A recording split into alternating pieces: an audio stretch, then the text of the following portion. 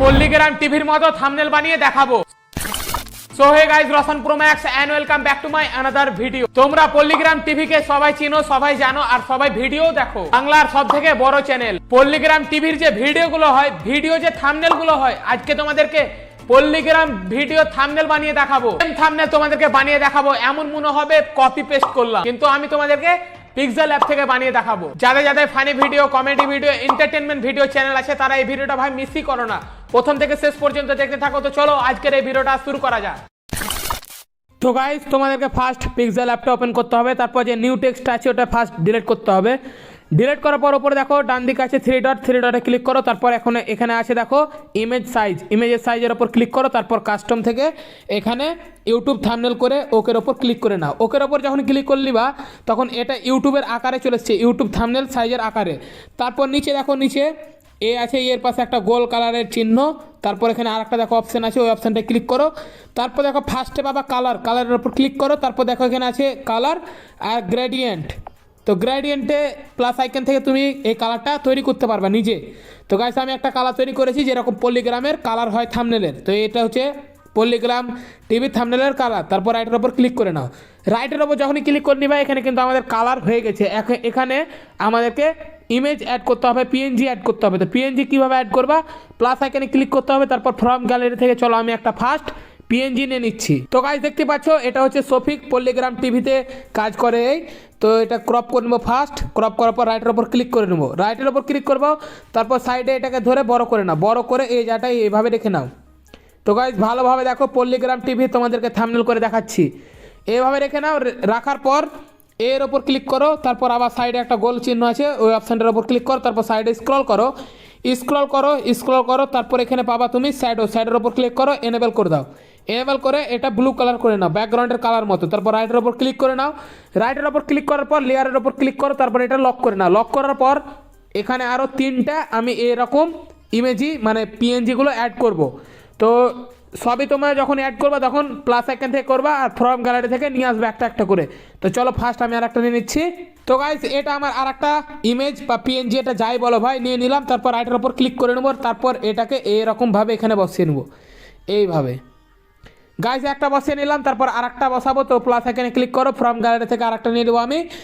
তো কোনটা নিব, এটা নিয়ে নিলাম। এটা নেওয়ার পর এইভাবে ছোট করে নিব, ছোট করার পর এইখানে রেখে দেবো। তো গাইস, দুটো রেখে দিলাম, তারপর প্লাস এখানে ক্লিক করো, ফ্রম গ্যালারি থেকে আর একটা নিয়ে নেবো আমি। তো আর একটা কোনটা নিব ভাই, এটা নিয়ে নিলাম। তারপর এটা যেগুলো বড় আছে এগুলো হালকা করে ক্রপ করে নিবা, তারপর রাইটের ওপর ক্লিক করে নাও। তারপরে এইভাবে হালকা ছোট করে এইভাবে বসিয়ে নেবো সাইডে, এইভাবে এই সাইডটা আর একটু বড় করে নাও। বড় করার পর এইভাবে রেখে দাও। তো গাইস, দেখতে পাচ্ছ এখানে কিন্তু আমি তিনটা মানে ইমোজি বা পিএনজি ভাই এগুলো যাই বলো, এখানে কিন্তু বসিয়ে নিয়েছি। বসিয়ে দেওয়ার পর এগুলো সবটিকে লক করে নিতে হবে ফার্স্ট। তো আর একটু করে চলো বড় করে নিই। এখানে দেখো রিলেটিভ সাইজ আছে, এখান থেকে প্লাসের দিকে যখনই ক্লিক করবে তখন একটু করে এরা বড় হয়ে যাবে। তো এখান থেকে চলো আর একটু করে বড় করে নিচ্ছি। তো গাইস, দেখতে পাচ্ছ বড় করে নিলাম, তিনটা এক লাইনে করে দিয়েছি। তারপর তিনটাকে লক করে নাও।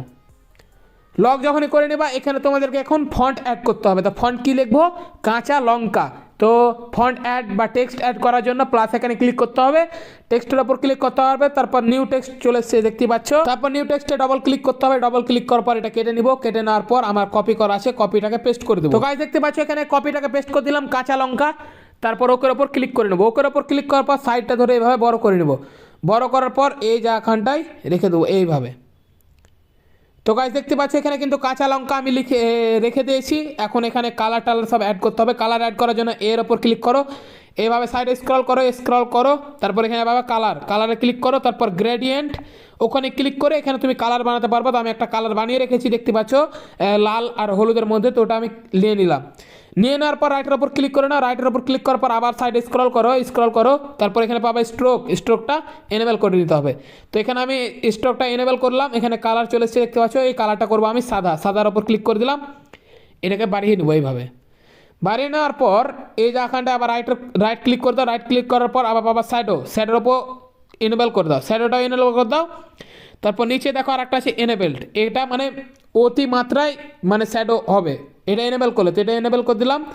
তারপরে এইভাবে বাড়িয়ে নাও, এইভাবে তো গাইস দেখতে পাচ্ছ কেমন লাগছে কিন্তু অবশ্যই কিন্তু আমাকে কমেন্ট করে জানাও। তারপর স্ট্রোকটা এখানে অনেক হয়ে গেছে, তো এখানে একটু হালকা কমিয়ে নিব এভাবে, আর এটা বড় করে নেব।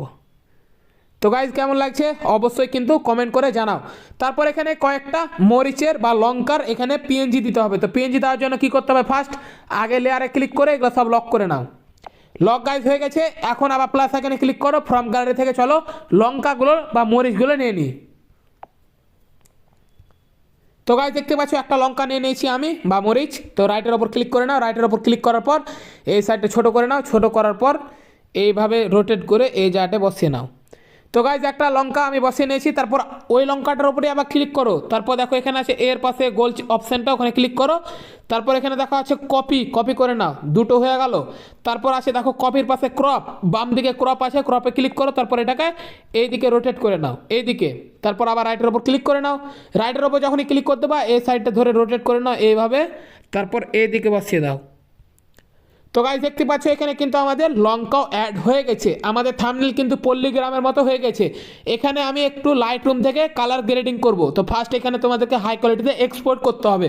এক্সপোর্ট কীভাবে করবা, 3 ডটে ক্লিক করো, এখানে দেখো লেখা আছে ইমেজ সাইজের ওপর এক্সপোর্ট ইমেজের ওপর ক্লিক করো।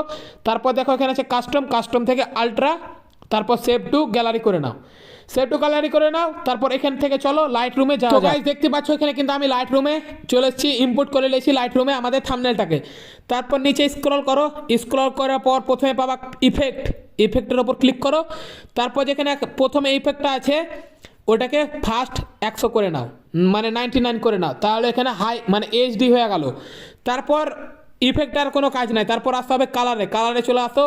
তারপর দেখো ওপরে ডান দিকে ওপরে আছে মিক্সের ওপর ক্লিক করো।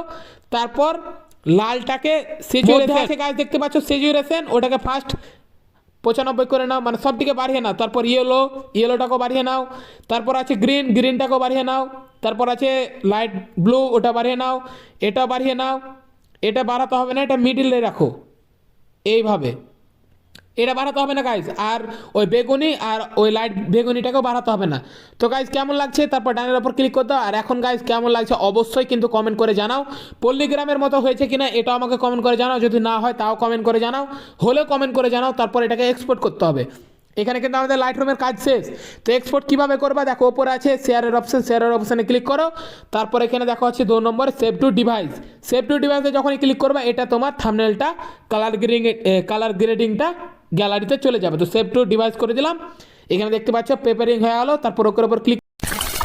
তো গাইস সর্বপ্রথম বলো আমি যে থাম্বনেলটা বানালাম ওটা কেমন হয়েছে কমেন্ট করে জানাও। আর তোমরা কোন চ্যানেলের ভিডিও থাম্বনেল বানানো দেখতে চাইছো ওটা আমাকে কমেন্ট করে জানাও, আমি ওই থাম্বনেলটা তোমাদেরকে বানিয়ে দেখাবো। আর হ্যাঁ 300 সাবস্ক্রাইব দিকে খুব কাছে গেছি, যারা ভাইকে এখনো সাবস্ক্রাইব করোনি টুক করে সাবস্ক্রাইবটা করে নাও একদম ফ্রিতে। চলো দেখা হচ্ছে নেক্সট ভিডিওতে, ততক্ষণের জন্য গেলাম কন্টেন্ট খুঁজতে।